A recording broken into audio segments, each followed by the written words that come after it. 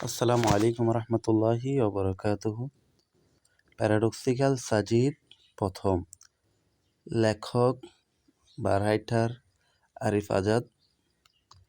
প্রথম পরিচ্ছেদ, একজন অবিশ্বাসীর বিশ্বাস। আমি রুমে ঢুকেই দেখি সাজিদ কম্পিউটারের সামনে উবু হয়ে বসে আছে। খটাখট কি যেন টাইপ করছে হয়তো। আমি জগ থেকে পানি ঢালতে লাগলাম, প্রচণ্ড রকম তৃষ্ণায় বুক ফেটে যাবার জোগাড়। সাজিদ কম্পিউটার থেকে দৃষ্টি সরিয়ে আমার দিকে তাকিয়ে বলল, কিরে কিছু হইল? আমি হতাশ গলায় বললাম, না। তার মানে তোকে 1 বছর ড্রপ দিতেই হবে? সাজিদ জিজ্ঞেস করলো। আমি বললাম, কি আর করার, আল্লাহ যা করেন ভালোর জন্যই করেন। সাজিদ বলল, তোদের এই এক দোষ বুঝলি, দেখছিস উপর অ্যাটেন্ডেন্সের জন্য 1 বছর ড্রপ খাওয়াচ্ছে, তার মধ্যে বলছিস আল্লাহ যা করেন ভালোর জন্যই করেন। বা এখানে কোন ভালোটা তুই পাইলি বলতো?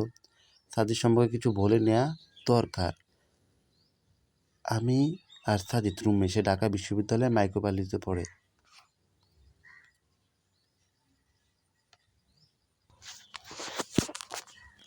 প্রথম জীবনে খুব ধার্মিক ছিল, নামাজ কালাম করত। বিশ্ববিদ্যালয়ে এসে কীভাবে যেন অ্যাগনস্টিক হয়ে পড়ে। আস্তে আস্তে স্রষ্টার উপর থেকে বিশ্বাস হারিয়ে এখন পুরোপুরি নাস্তিক হয়ে গেছে। ধর্মকে এখন সে আবর্জনা জ্ঞান করে। তার মতে পৃথিবীতে ধর্ম হচ্ছে মানুষ আর ঈশ্বর ধারণাটি এক ধরন। এরকম স্বার্থন্বেষী কোনো মহলের মস্তিষ্ক প্রসূত। শরীরের সাথে এই মুহূর্তে তর্কে জড়াবার কোনো ইচ্ছেই আমার নেই, কিন্তু তাকে একদম ইগনোর করে যাওয়াও যায় না। আমি বললাম, আমার সাথে তো এর থেকেও খারাপ কিছু হতে পারতো, ঠিক না? আরে খারাপ খাবার কিছু আর বাকি আছে কি? হয়তো যেমন এরকমও তো হতে পারতো। ধর, আমি সারা বছর একদমই পড়াশোনা করলাম না, পরীক্ষায় ফেল মারলাম। এখন এই ফেল করলে আমার 1 বছর ড্রপ হয়ে যেত। হয়তো ফেলের অপমানটা আমি নিতে পারতাম না, আত্মহত্যা করে বসতাম। সাজিদ হা হা হা করে হাসা শুরু করলো, বলল, কি বিদ্যুটে বিশ্বাস নিয়ে চলিস রে ভাই? এই বলে সে আবার হাসা শুরু করলো, বিদ্রুপাত্মক হাসি। রাতে সাজিদের সাথে আমার এক দফা তর্ক হলো। সে বলল, আচ্ছা তোরা যে স্রষ্টার বিশ্বাস করিস, কিসের ভিত্তিতে? আমি বললাম, বিশ্বাস 2 ধরনের। একটা হলো প্রমাণের ভিত্তিতে বিশ্বাস, অনেকটা শর্তারূপ বিশ্বাস বলা যায়। অন্যটি হলো প্রমাণ ছাড়াই বিশ্বাস। সাজিদ হাসলো। সে বলল, দ্বিতীয় ক্যাটাগরিকে সোজা বাংলায় অন্ধবিশ্বাস বলে রে আবুল, বুঝলি? আমি তার কথায় কান দিলাম না, বলে যেতে লাগলাম প্রমাণের ভিত্তিতে যে বিশ্বাস, সেটা মূলত বিশ্বাসের মধ্যেই পড়ে না, পড়লে খুব টেম্পোরারি। এই বিশ্বাস এতই দুর্বল যে হঠাৎ হঠাৎ হঠাৎ এটা পাল্টায়। সাজিদ এবং নড়ঝড়ে বসলো। সে বলল, কীরকম? আমি বললাম, এই যেমন ধর, সূর্য আর পৃথিবীকে নিয়ে মানুষের একটি আদিম কৌতূহল আছে। আমরা আদিকাল থেকে এদের নিয়ে জানতে চেয়েছি, ঠিক না? ঠিক। আমাদের কৌতূহল মেটাতে বিজ্ঞান আপ্রাণ চেষ্টা করে গেছে, ঠিক না? হ্যাঁ ঠিক। আমরা একটা ছিলাম। আমরা নির্ভুলভাবে জানতে চাইতাম যে সূর্য আর পৃথিবী রহস্যটা আসলে কি। সেই সুবাদে পৃথিবীর বিজ্ঞানীরা নানান সময় নানান তথ্য আমাদের সামনে এনেছে। পৃথিবী আর সূর্য নিয়ে প্রথম ধারণা দিয়েছিল গ্রিক জ্যোতির বিজ্ঞানী টলেমি কি বলেছিল সেটা তুই নিশ্চয়ই জানিস। সাজিদ বলল, হ্যাঁ, সে বলেছিল সূর্য পৃথিবীর চারদিকে ঘুরে। একদম তাই, কিন্তু বিজ্ঞান কি আজও টলেমির থিওরিতে বসে আছে? নেই। কিন্তু কি জানিস, এই টলেমি থিওরিটা বিজ্ঞান মহলে টিকেছিল পুরো 250 বছর।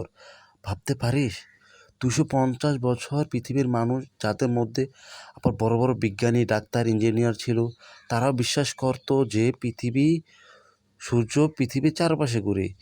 এই 250 বছরে তাদের মধ্যে যারা মারা গেছে, তারাই বিশ্বাস নিয়ে মারা গেছে যে সূর্য পৃথিবীর চারিদিকে ঘুরে। সাজেদ সিগারেট ধরালো। সিগারেটের ধোঁয়া ছাড়তে ছাড়তে বলল, তাতে কি? তখন তো আর টেলিস্কোপ ছিল না, তাই ভুল মতবাদ দিয়েছে আর কি। পরে নিকোলা কোপারনিকাস এসে তার থিওরি ভুল প্রমাণ করলো না? হ্যাঁ, কিন্তু কোপারনিকাসও একটা মস্ত বড় ভুল করে গেছে। সাজিদ প্রশ্ন হলো, কী রকম? অদ্ভুত, এটা তো তোর জানার কথা। যদিও কোপারনিকাস টলেমির থিওরি বিপরীত থিওরি দিয়ে প্রমাণ করে দেখিয়েছেন যে সূর্য পৃথিবীর চারপাশে নয়, পৃথিবী সূর্যের চারপাশে ঘুরে, কিন্তু তিনি এক জায়গায় ভুল করেন। সে ভুলটাও বিজ্ঞান মহলে বীরধর্পে টিকেছিল গোটা 50 বছর। কোন ভুল? উনি বলেছিলেন পৃথিবী সূর্যের কেন্দ্র করে ঘুরে, কিন্তু সূর্য ঘুরে না, সূর্য স্থির।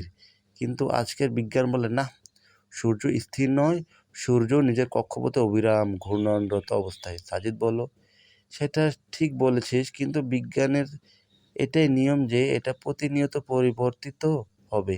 এখানে শেষ বা ফাইনাল বলে কিছুই নেই। একদম তাই, বিজ্ঞান শেষ ফাইনাল বলে কিছুই নেই। একটা বৈজ্ঞানিক থিওরি 2 সেকেন্ডও টিকে না, আবার আর একটা 200 বছরও টিকে যায়। তাই প্রমাণ বা দলিল দিয়ে যা বিশ্বাস করা যায় তাকে আমরা বিশ্বাস বলি না, এটাকে আমরা বড়জোর চুক্তি বলতে পারি। চুক্তিটা এরকম, তোমায় ততক্ষণ বিশ্বাস করব যতক্ষণ তোমার চেয়ে অথেন্টিক কিছু আমার সামনে না আসে। সাজিদ আবার নড়চড়ে বসলো। সে কিছুটা একমত হয়ে বলে, মনে হচ্ছে। আমি বললাম, ধর্ম বা সৃষ্টিকর্তার ধারণা অস্তিত্ব হচ্ছে ঠিক এর বিপরীত। দেখ, বিশ্বাস আর অবিশ্বাসের মধ্যকার এই গূঢ় পার্থক্য আছে বলেই আমাদের ধর্মগ্রন্থের শুরুতেই বিশ্বাসের কথা বলা আছে। বলা হয়েছে এটা তাদের জন্য যারা বিশ্বাস করে। সূরা বাকারা 2 নম্বর আয়াত। যদি বিজ্ঞানের শেষ বা ফাইনাল কিছু থাকতো তাহলে হয়তো ধর্মগ্রন্থের শুরুতে বিশ্বাসের বদলে বিজ্ঞানের কথাই বলা হতো। হয়তো বলা হতো এটা তাদের জন্যই যারা বিজ্ঞান মনস্ক। কিন্তু যে বিজ্ঞান সদা পরিবর্তনশীল, সে বিজ্ঞান নিজের উপর নিজেই বিশ্বাস নেই, তাকে কীভাবে অন্যরা বিশ্বাস করবে? তাজিদ বলল, কিন্তু যাকে দেখি না, যার পক্ষে কোনো প্রমাণ নেই, তাকে কি করে আমরা বিশ্বাস করতে পারি? সৃষ্টিকর্তার পক্ষে অনেক প্রমাণ আছে, কিন্তু সেটা বিজ্ঞান পুরোপুরি দিতে পারে না। এটা বিজ্ঞানের সীমাবদ্ধতা, সৃষ্টিকর্তার নয়।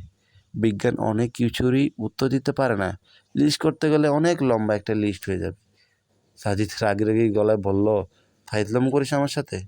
আমি আসতে লাগলাম, বললাম, আচ্ছা শোন, তোর প্রেমিকার নাম মিতু না? এখানে প্রেমিকার ব্যাপার আসছো কেন? আরে বল না আগে। হ্যাঁ, কিছু মনে করিস না, কথার কথা বলছি, ধর। আমি মিতুকে দর্শন করলাম, রক্তাক্ত অবস্থায় মৃত্যুকে তার বেডে পড়ে আছে। আরে ধর, তুই কোনোভাবে ব্যাপারটা জেনে গেছিস। এখন বিজ্ঞান দিয়ে ব্যাখ্যা কর দেখি, মৃত্যুকে দর্শন করায় কেন আমার শাস্তি হওয়া দরকার? সাজিদ বলল, ক্রিটিক্যাল কোয়েশ্চেন, এটাকে বিজ্ঞান দিয়ে কীভাবে ব্যাখ্যা করব? হা হা হা, আগেই বলেছি, এমন অনেক ব্যাপার আছে যা উত্তর বিজ্ঞানের নেই। কিন্তু এসব স্রষ্টার বিশ্বাসের সম্পর্ক কি? সম্পর্ক আছে। স্রষ্টার বিশ্বাসটাও এমন একটা বিশ্বাস যেটা আমরা, মানে মানুষেরা, আমাদের ইন্দ্রিয়গ্রাহ্য প্রমাণাদি দিয়ে প্রমাণ করতে পারবো না। স্রষ্টার কোনো টেলিস্কোপ ধরা পড়ে না, ওনাকে পূর্ণবীক্ষণ যন্ত্র দিয়েও খুঁজে বের করা যায় না, ওনাকে জাস্ট বিশ্বাস করে নিতে হয়। সাজিদ এবার 180 ডিগ্রি অ্যাঙ্গেলে বেঁকে বসলো। সে বলল, তুই কী সব বালছাল বুঝালি? যা দেখিনি তাকে বিশ্বাস করে নিব?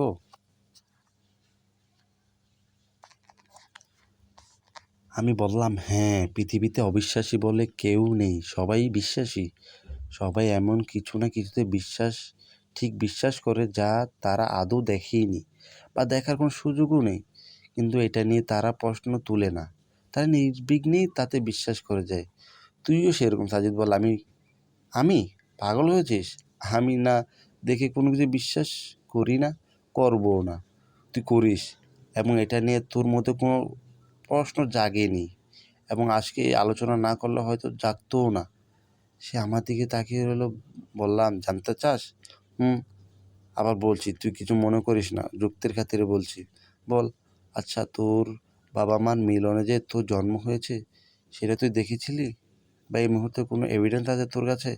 হতে পারে তোর মা তোর বাবা ছাড়া অন্য কারোর সাথে দৈহিক সম্পর্ক করেছে তোর জন্মের আগে। হতে পারে তুই ওই ব্যক্তির জৈব ক্রিয়ার ফল। তুই এটা দেখিসনি, তুই এটা দেখিসনি। কিন্তু কোনো দিন কি তোর মাকে এটা নিয়ে প্রশ্ন করিসনি? ছোটোবেলায় থেকে যাকে বাবা হিসেবে দেখে আসছিস, এখনও তাকে বাবা বলে ডাকছিস। যাকে ভাই হিসেবে জেনে আসছিস, তাকেও ভাই, বোনকে বোন। তুই না দেখেই এসব বিশ্বাস করিস না? কোনোদিন জানতে চেয়েছিস তুই এখন যাকে বাবা ডাকছিস তুই আসলে তার ঔরসজাত কিনা? জানতে চাসনি, বিশ্বাস করে গেছিস, এখনও করিস, ভবিষ্যতেও করবি। স্রষ্টার অস্তিত্বেও বিশ্বাসটাও ঠিক এমনই রে। এটাকে প্রশ্ন করা যায় না, সন্দেহ করা যায় না, এটা হৃদয়ের গভীর ধারণা করতে হয়। এটার নামই বিশ্বাস। সাজিদ উঠে বাইরে চলে গেল। ভাবলাম সে আমার কথায় কষ্ট পেয়েছে। পরের দিন ভোরে আমি যখন ফজরের নামাজ জন্য অজু করতে যাব, দেখলাম আমার পাশে সাজিদ এসে দাঁড়িয়েছে। আমি তার মুখের দিকে তাকালাম। সে আমার চাহনি প্রশ্নটা বুঝতে পেরেছে। সে বলল, নামাজ পড়তে এসেছি। তো নামাজ পড়তে দিবি না? নামাজ পড়তে উঠেছি।